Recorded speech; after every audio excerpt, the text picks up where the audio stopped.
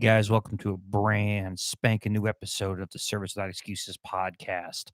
Tonight, we're going to talk about my background in the music business and how it applies to today, and some of how it applies to a service business and the competitive nature of the service business. One of the things I'd like to really talk about is music business was the ultimate teacher for me. It taught me marketing. I didn't even know it taught me marketing. It taught me teamwork within a setting of working with other musicians and both in the studio and live.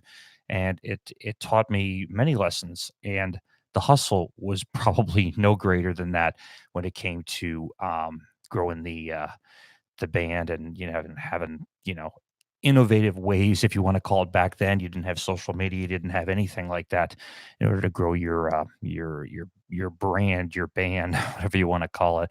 So you didn't have all those variables. You had to do it old school. Old school for me and for many of my friends was very simple: flyers and records and recordings, and trying to do recordings on cassettes to hand out, demos, things like that.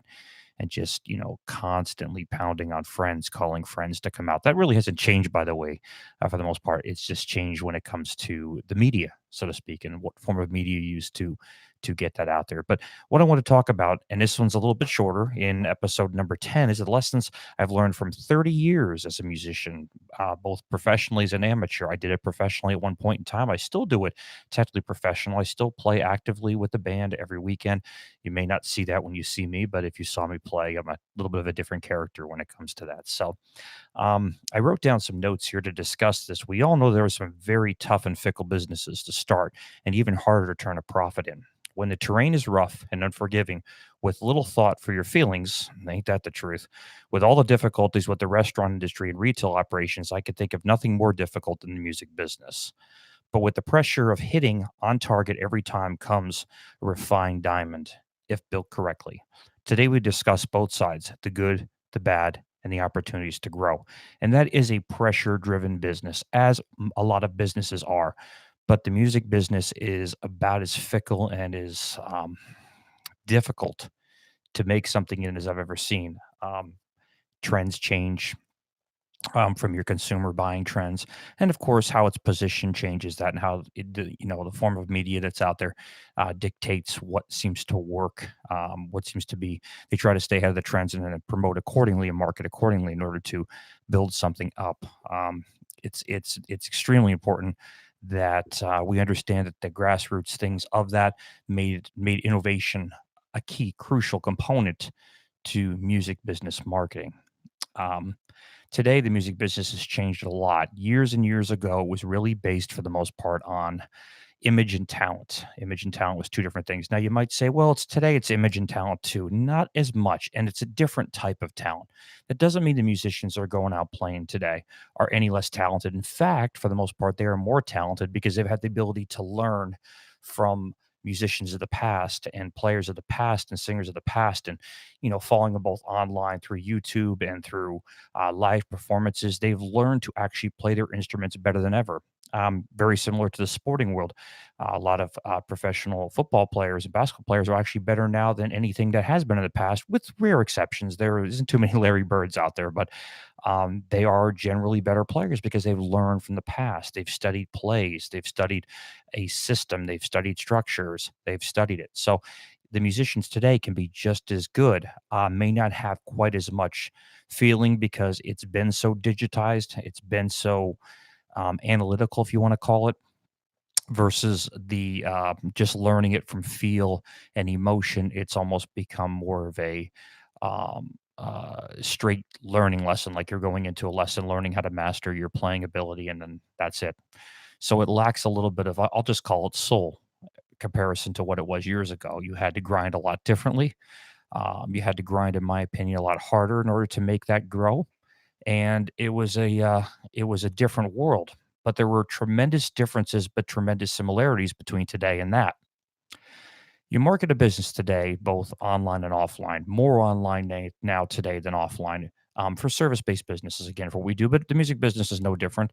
They promote themselves online. There isn't a whole lot of offline grassroots marketing, postcards and flyers, and those days are long gone, by messages and tweets and Snapchat videos and all the different forms of media we have today to make that opportunity even great for both sides, both a service-based business that most of us have and as a musician.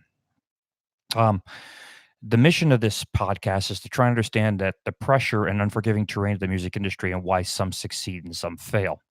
So probably the biggest artist right now in the world, if you were to take it across the board, not little trends and little bits here and there, we use Taylor Swift. Taylor Swift is a fellow Pennsylvanian.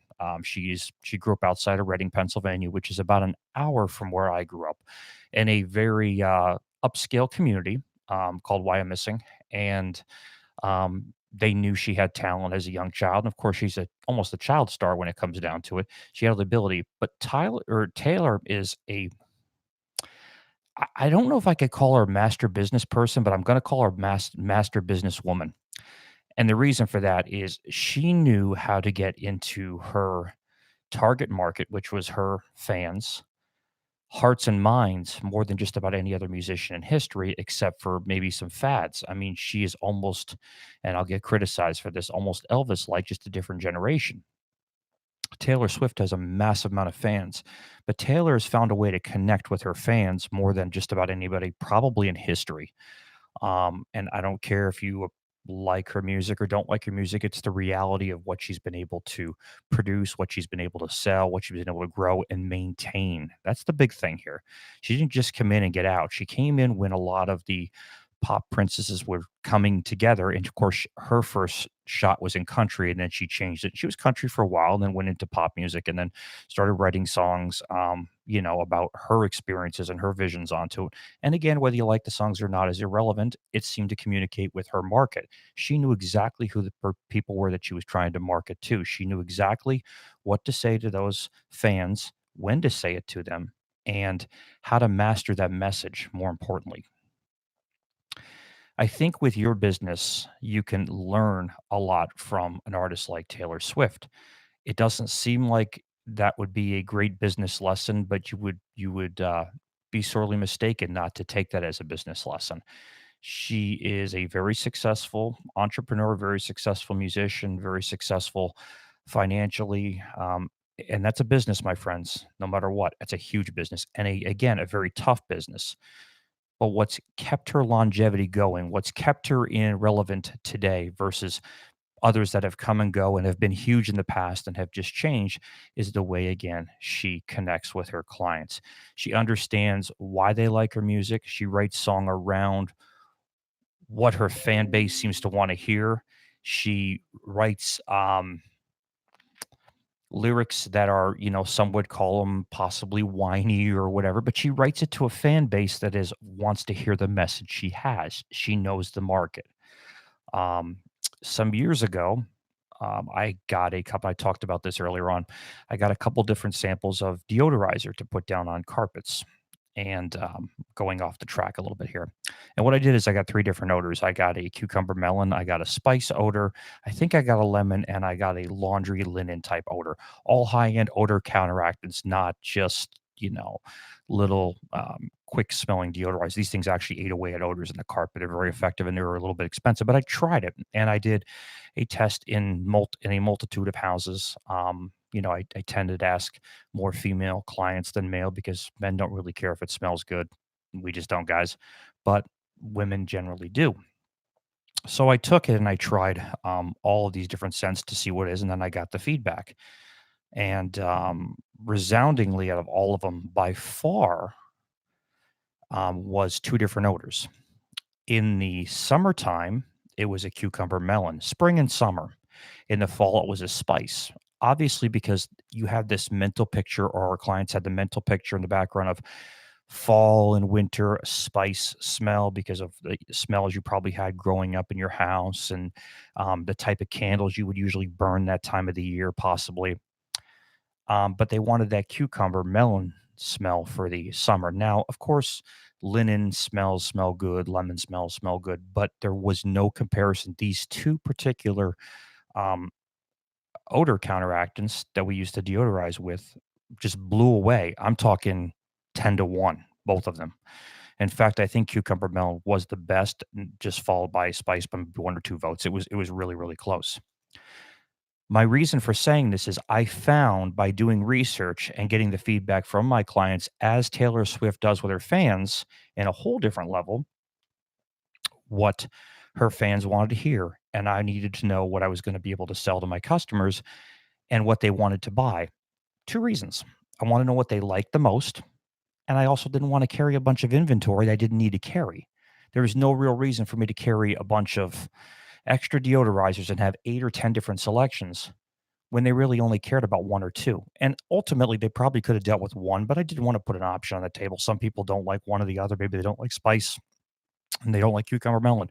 So I wanted to make sure we had two different odors on there, you know, options.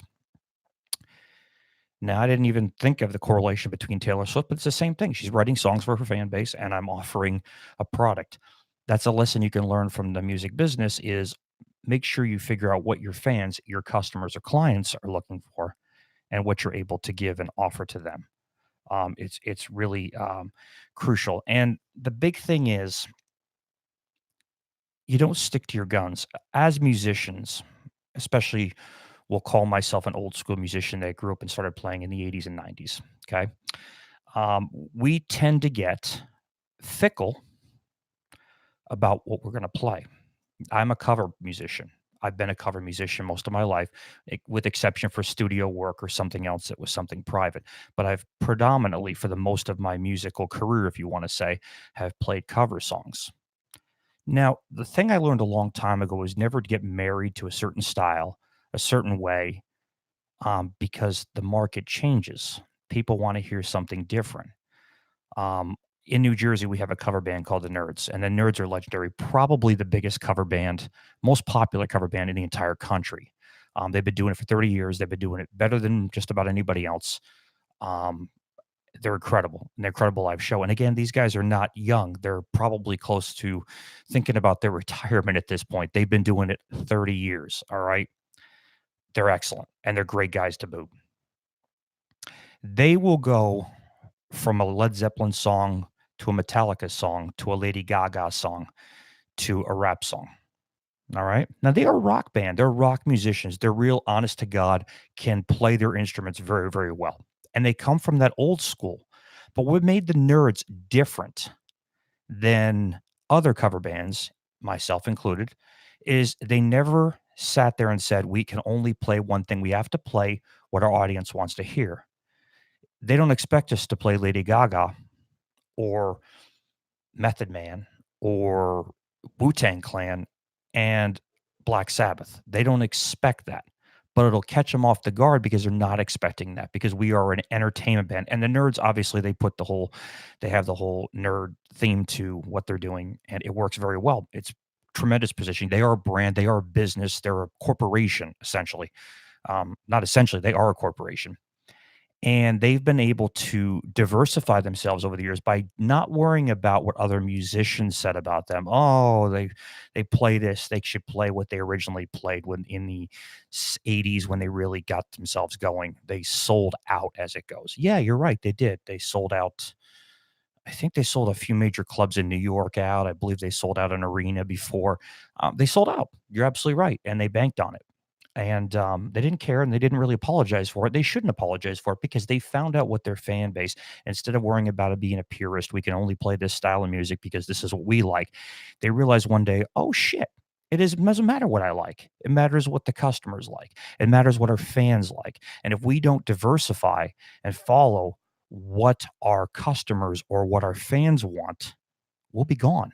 We'll be a thing of the past. Gimmick or not, we'll be gone. Because if we're not giving them what they're asking us to do, we become a distant memory.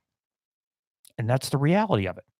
So the music business being as fickle as it is and as cutthroat and tough as it is, it also can teach you some tremendous valuable lessons in the growth of your business. Tremendous valuable lessons in order to get you to a different level is understand that you can't be closed-minded. You can't be a purist. You can't be a person that has to have it your way because that's all you want to do. If you're that way, play in your garage. Play $300 a night shows for the rest of your life and be your purist. And if that makes you happy, No harm intended. That's no different than an owner operator that goes out and says, I don't want any employees. I don't want any people. To me, it's nothing but grief. I want to go out, do my one or two jobs a day, come home, rest my bones, and get up the next day and do it. And on the weekends, I want off to do whatever I want to do with it. And maybe I'll diversify into some investments. I'll diversify in real estate, whatever. Awesome. Nothing wrong with that. That's what you want to do. But if you want to grow your enterprise and scale your business, as the term goes, I know a lot of marketing people say scale. Scale is really about growth of a business. And some of these entrepreneurs and marketers have scaled their business. Most, I could tell you, have not. Scale really comes from an actual infrastructure of business, whether that business is a brick and mortar business, a service business. Scaling a business is taking and duplicating your process, your system, whatever you have in place, and growing it at a measurable level, hence climbing to scale. Okay. So it's important, if you want to scale your business, to be open to the opportunities that are out there and not be closed minded or your eyes wide shut, so to speak, to the opportunity to make that difference, the opportunity to change people's reactions, to follow what the customer's demands are, to follow what the fans demand from you. Fans and customers, my friends, are the same people. Loyal fans are clients. Fair weather fans are customers. That's the best analogy I can think of it. If they come out and see you all the time, they are your clients, just like your regular clients in your house. So don't be stuck in the mud that this has to be this way. Don't insist that it's been working for me for 20, 30 years. If it's not broke, don't fix it. I do agree to a certain analogy of that, but you also don't want to be the last horse on the street when everybody has cleared town, because it's just you and the horse and nothing else to do and nobody to do business with and nobody to grow with. You'll be gone. So don't assume that you've been doing something for 30 years, playing the same music for 30 years, that that's going to get you somewhere. It's not. The music business teaches you the lesson that if you don't change and diversify, if you don't change your portfolio, if you don't change your look, your image, the positioning you have out there, you're gone. Again, it's the fastest teacher you can ever think of. Our band plays to a certain demographic, and our demographic is not always in the 20s. It's usually the 30 to 55 range. We play what some would consider classic rock, but we put a modern twist onto it, a little bit of a harder edge to it. But we do a lot of, one song to the other, and we do a lot of, we put a lot of showmanship behind it because all of us are, relatively seasoned players. We've all done it. We've done studio work, we've done session work, we've backed up some majors before. Everybody in the band has done that. But our market is not 25-year-olds. It's not 22-year-olds. Not that we don't appreciate them, and we just played to them this past weekend, and they loved it because they probably were songs they maybe heard as a kid, or they just liked them and they were danceable, and they thought, "Well, cool, I'm drunk. I'm good," whatever that happens to be. But that's not our market. We know going into it, our market is a little bit more seasoned, has been around, and can actually remember most of those songs. Maybe they are people that go out to car shows. They are into the biking.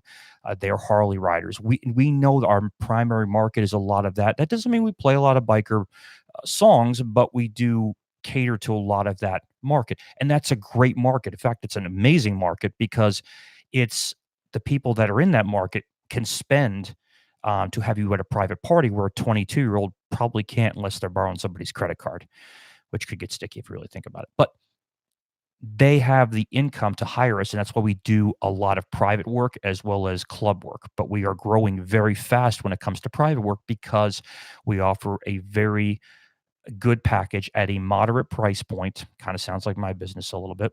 Over deliver on the package, moderate price point, fully professional, show up to a show, big song selection, over 100 songs. It's a great product. It is a business. It's a part-time business that we have, and I really do it because I love it, not for anything else. Yes, we do make a few bucks doing it, but the money's pretty much novice in comparison to the fun that we have. And when it's not fun, you don't do it anymore. But that we market to people that we know want to hear us. If we're playing a food truck festival, we have a variety. We do a lot of food truck festivals, a lot of outside festivals, a lot of county events and state events, which is awesome. But you get a big mix across the board of different people that are going to want to listen to what you're doing. We know our market. Our market is not 22-year-olds. Our market's not to frat houses. Our market's not necessarily to casinos that need a larger band, that need a younger band, they need a younger, youthful look in the front. Nothing wrong with it. Hey, listen, we've been doing a long time. We're old guys. It's you pass the generation on. You want these musicians that are that age that have that much ability to rise and shine because we were able to do that at one point in time. We had our time. They have their time now, but they are marketing to a completely different audience or fan base or customer base or client base than we are. So I wanted to give you kind of a breakdown from a personal perspective. We know who we're marketing to. If we happen to go into a room and we do good with 20 something year old kids, I call them kids because they're kids to me, then awesome. But it's not what we expect. It's what we get shocked by. And it's what kind of throws us back a little bit and is awesome because it makes us feel a little bit younger. But it doesn't matter. We know who our market is, just like they know who their market is. If they want to play casinos and large festivals, you're going to be a different band. If you're going to be a wedding band, we're not a wedding band. Could we play a wedding? Probably. One of our followers, fans, whatever you want to call them, hires us because they want us to play their wedding. Great, but we're not a wedding band. My friend's band is a full-on wedding band. In fact, they do that, and that's what they do. They learn their repertoire, to what the client needs, and they do it, and they charge for that. And it's a big fee to get a wedding band. A top-level wedding band can cost you $10,000.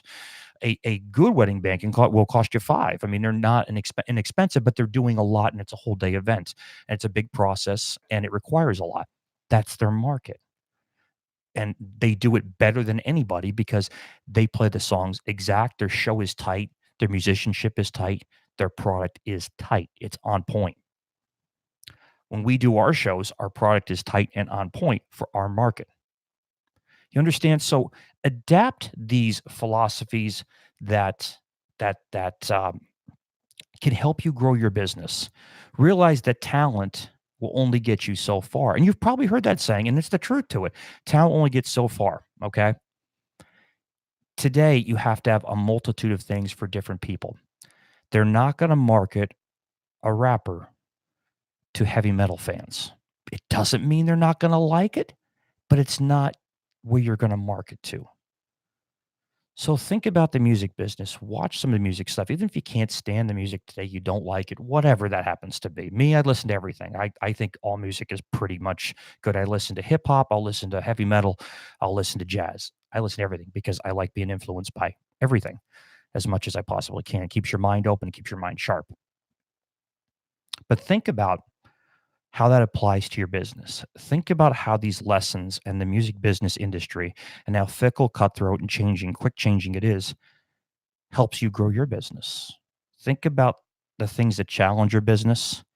And when you see the innovation and change in the music business, realize that some of those principles that you see, some of those tenets that you see in that apply to you. It applies to the growth of your business. It applies to your ability to change. It applies your ability to not have to worry about one particular thing, keeping your mind open. Don't have blinders on your eyes. You can't have blinders on your eyes in the music business because tomorrow they'll like 70s disco. You don't know. Well, that's the music, that's business. Buying trends change, eating trends change every day. Upheaval is a norm when it comes to business. Upheaval is a norm when it comes to the music business. And upheaval is a norm when it comes to your business. How you adapt to that and how you learn from other things like the music business and what you can bring in from that will help you adapt and grow. You see that business change a lot, your business will change a lot. Do not be complacent that you've been doing the same damn thing for 30 years and that's good enough because our customers are loyal. Let me tell you something. They're going away. The attrition rate is happening. They are, God forbid, passing away. They're moving on. They're moving to other parts of the country. Their kids are not the same way. They have different type of flooring. Don't assume you're protected because your business has been doing for 30 years. You could be out of business on year 31. Trust me, it happens on a daily basis. So don't be a victim of it. Open your eyes, listen, and be influenced by other things, just like listening to different styles of music. I listen to jazz because I get influenced with jazz. I happen to really like jazz. I happen to really like rock and roll. I like hard rock. I like hip hop. But I've dedicated my life to being open minded, to be a great musician, to be a great listener and student, because that's what we all really are. To be a great student, you have to have your mind open. You're not going to learn if you close your mind and you say, I don't like that. So I don't like rap. I don't like one rapper. I don't like any rappers. Then you're being closed minded. And frankly, you're being stupid. So don't treat your business with blinders. Realize things change, keep up with them, adapt them, learn about them, and see how you can incorporate these ideas that you learn from things like the music industry into your business. All right, guys, thank you so much for joining me on a brand new episode of the Service Without Excuses podcast. Tonight, we talked about how my 30 years back in the music business adapts to how a business is today, how it's more competitive than ever, and there are more things and more variety than ever on the planet. And with variety comes options, and with options becomes an open playing field for the consumer to buy and purchase your services. So make sure you're aware of it. Make sure you stay on top of it. You learn, grow, and thrive. Guys, we'll see you soon. Thank you so much for joining me on a brand new episode of the Service Without Excuses podcast.